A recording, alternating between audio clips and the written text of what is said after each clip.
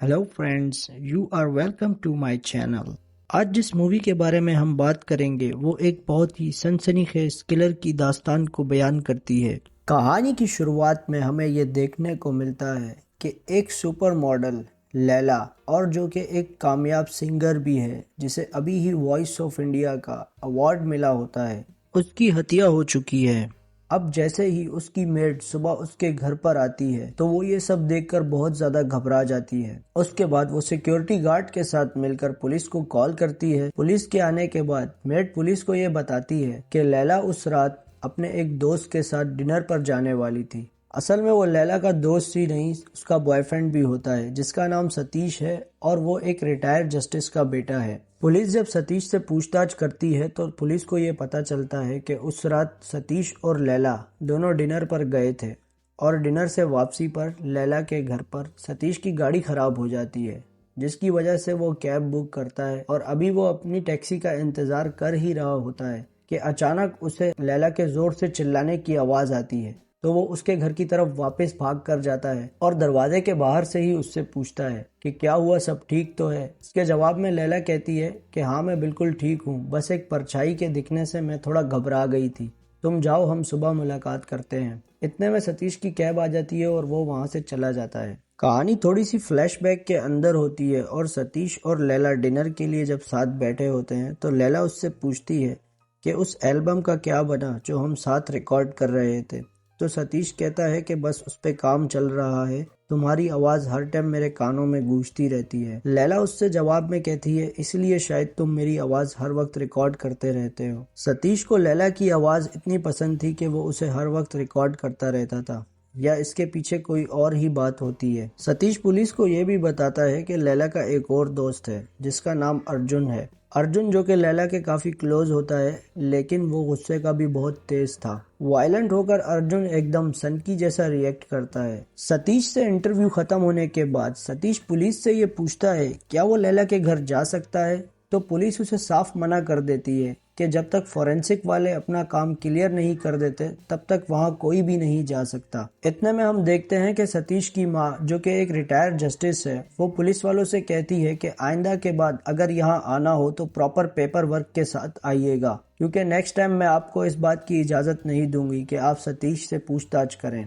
वहां से scene shift होता है और पुलिस सिक्योरिटी गार्ड से पूछताछ कर रही होती है। सिक्योरिटी गार्ड पुलिस को बताता है कि उस रात सतीश के जाने के बाद वो वापस लैला के दरवाजे तक गया, और वहां उसने कान लगाकर जब सुनने की कोशिश की तो अंदर से एक और आदमी की आवाज आ रही थी, जिसे सुनकर वो बहुत ही ज्यादा परेशान होता है, लेकिन अपनी सीट पर वापस आके बैठ जाता है। जब पुलिस उससे पूछती है कि वो आदमी कौन था और कैसा दिखता था, तो वो कहता है वो आदमी तो कभी बाहर ही नहीं आया और ना ही मैंने उसे अंदर जाते हुए देखा, शायद वो मुझसे पहले वाले सिक्योरिटी गार्ड की ड्यूटी टाइमिंग में आया होगा। तो पुलिस उससे कहती है कि वो शायद साइड वाले एग्जिट से बाहर गया हो और तुमने उसे देखा ही ना हो। तो जवाब में सिक्योरिटी गार्ड कहता है कि साइड वाले एग्जिट से अगर कोई भी इंसान बाहर आए तो वहाँ एक डोर बेल लगी है जो कि जोर जोर से बजना शुरू हो जाती है। पुलिस जब दूसरे सिक्योरिटी गार्ड से पूछताछ करती है तो उन्हें ये पता चलता है कि वहाँ दिन में एक शख्स आया था जिसका नाम बबलू था। बबलू जो कि एक टपोरी दिखने वाला लड़का था, वो अपने आप को लैला का मैनेजर बताता है। सिक्योरिटी गार्ड पुलिस को बताता है कि वो लैला से मिलने आया था, लेकिन उसने उसे कहा कि लैला मैडम साहब घर पर नहीं है। ये सुनकर बबलू उसकी बात नहीं मानता और डोरबेल बजाकर वहाँ खड़ा रहता है। जब कोई दरवाजा नहीं खोलता तो वो वहाँ से वापस चला जाता है। ये सब जानने के बाद पुलिस जब क्राइम सीन को अच्छे से स्टडी करती है तो उन्हें ये पता लगता है कि वहाँ उस दिन एक नहीं बल्कि दो लोग अंदर मौजूद थे।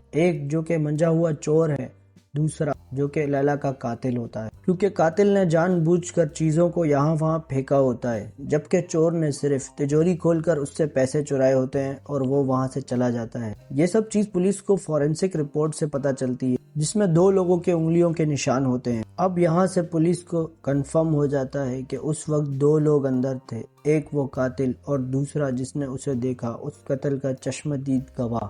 वहाँ से सीन शिफ्ट होता है और पुलिस अर्जुन के पास पहुँचती है। अर्जुन से पूछताछ के दौरान अर्जुन पुलिस को ये बयान देता है कि उस रात वो स्टूडियो में ही मौजूद था, लेकिन इंस्पेक्टर विनायक जब उसे ये बोलते हैं कि उसकी कॉल की लोकेशन और रोड की सीसीटीवी फुटेज उनके पास है, तो अर्जुन सब कुछ मान जाता है और पुलिस को ये बताता है कि उस रात लैला ने ही उसे एसएमएस करके उसके घर पर बुलाया था, लेकिन जब वो लैला के घर पर पहुंचा तो वो साइड डोर लॉक था। फिर जब वो लैला को कॉल करता है तो दूसरी तरफ से किसी आदमी की आवाज आती है।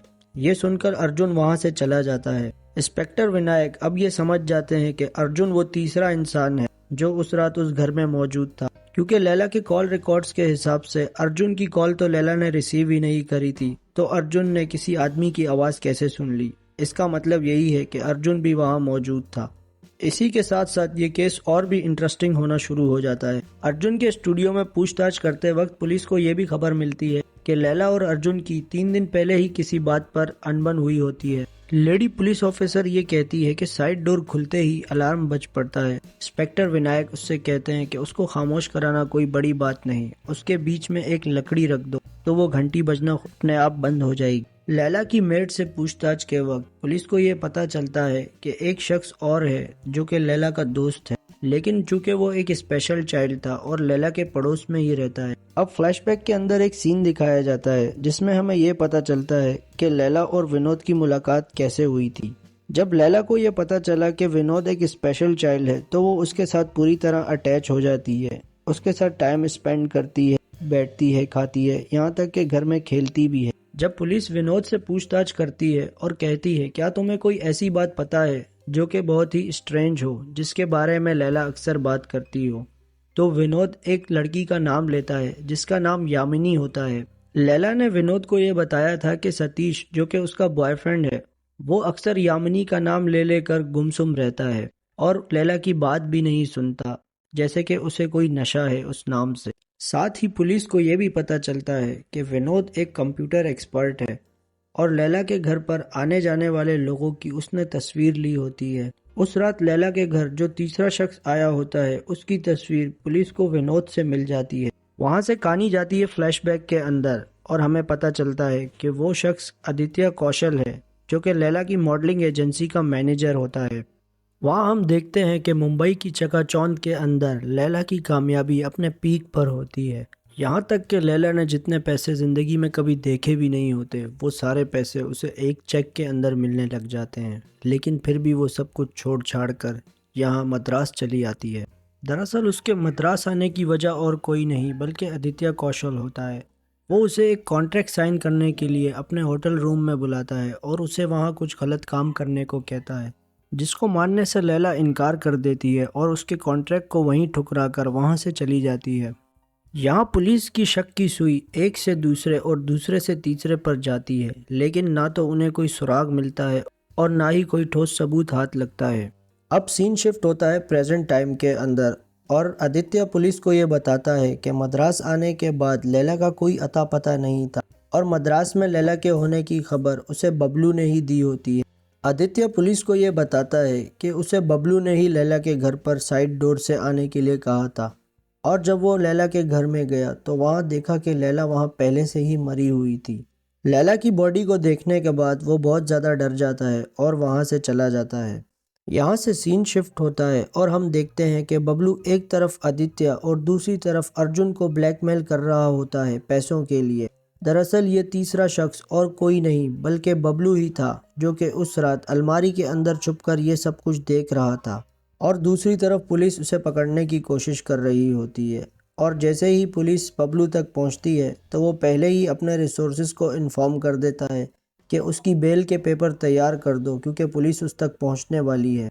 पुलिस जब बबलू से पूछताछ करती है तो बबलू पुलिस से कहता है कि मुझे तो कुछ नहीं पता, मेरा उस कत्ल से कोई लेना देना नहीं है।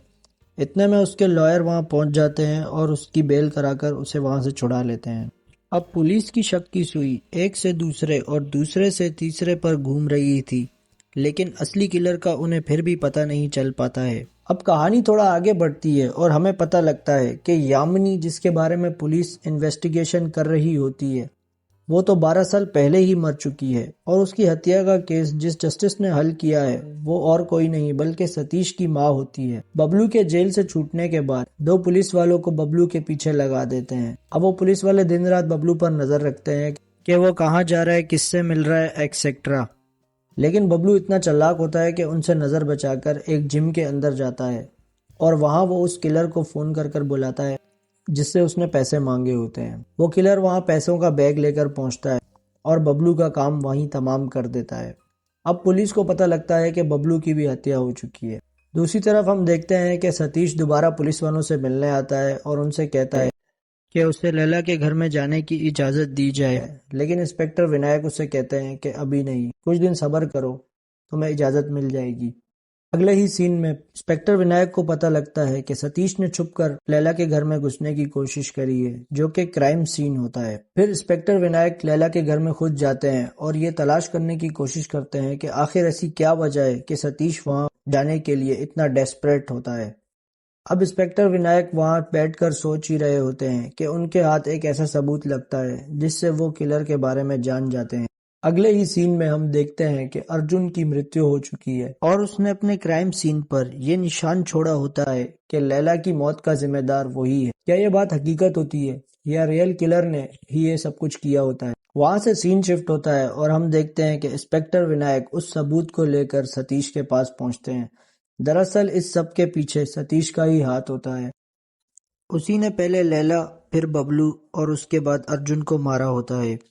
इंस्पेक्टर विनायक उसे बताते हैं कि किस तरह उसने यूएसबी के अंदर एक टाइम के हिसाब से रिकॉर्डिंग सेट करी होती है और जब उस दिन लैला के चिल्लाने की आवाज़ अंदर से आती है, दरअसल वो उसकी आवाज़ नहीं होती, वो उसकी रिकॉर्डेड आवाज़ होती है।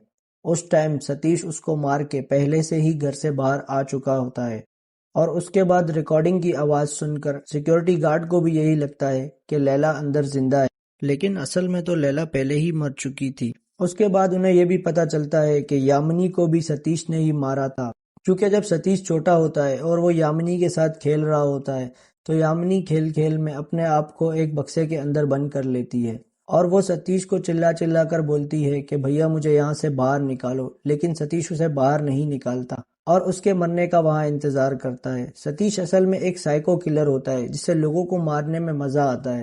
आखिर में हम देखते हैं कि विनोद सतीश को कॉल करता है और उससे कहता है कि लैला को तुमने मारा, इस बात का सबूत मेरे पास है।